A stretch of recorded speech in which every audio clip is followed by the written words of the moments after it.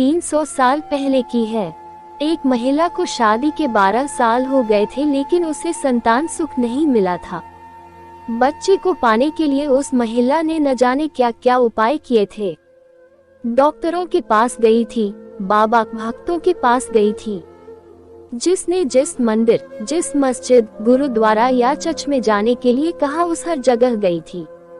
जिस भगवान का नाम लेने के लिए कहा, उस भगवान का नाम लिया था, और जितने उपाय या उपवास करने के लिए कहे सब किए।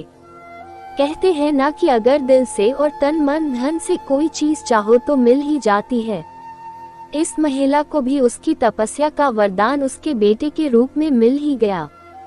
12 सालों की दुख, दर्द और पीड़ा अपने बेटे का चेहरा देखते ही सुख, खुशी और संतुष्टि में बदल गया।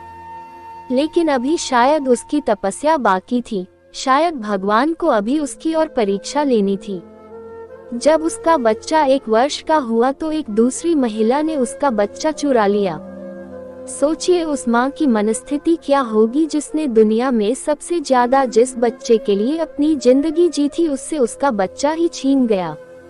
उसे ऐसा लगा जैसे किसी ने उसका बच्चा नहीं, उसके शरीर से उसकी आत्मा ही चुरा ली हो।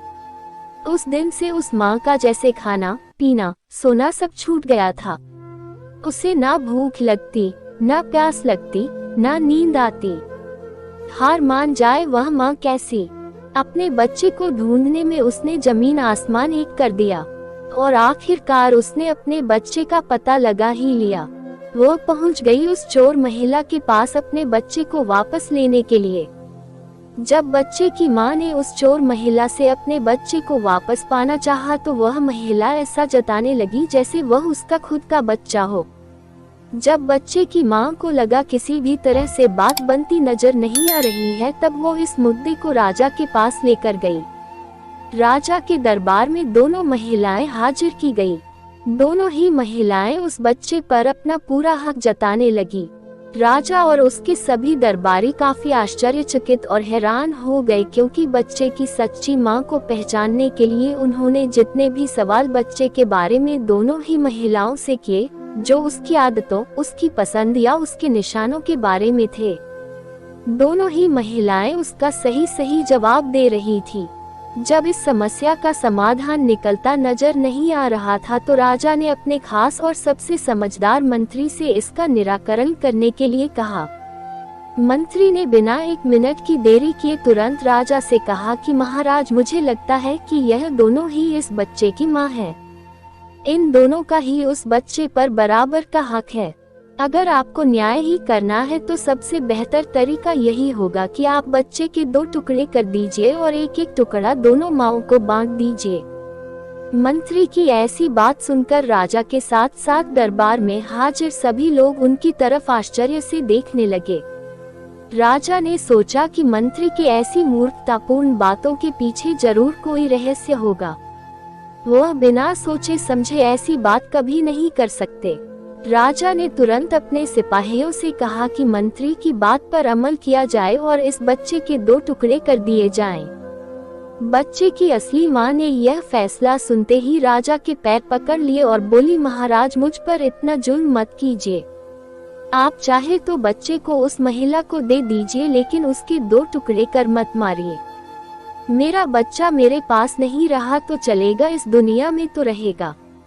मंत्री जी ने राजा से कहा, महाराज, यही उस बच्चे की असली मां है और जो वहां पर शांत खड़ी है वह है चोर।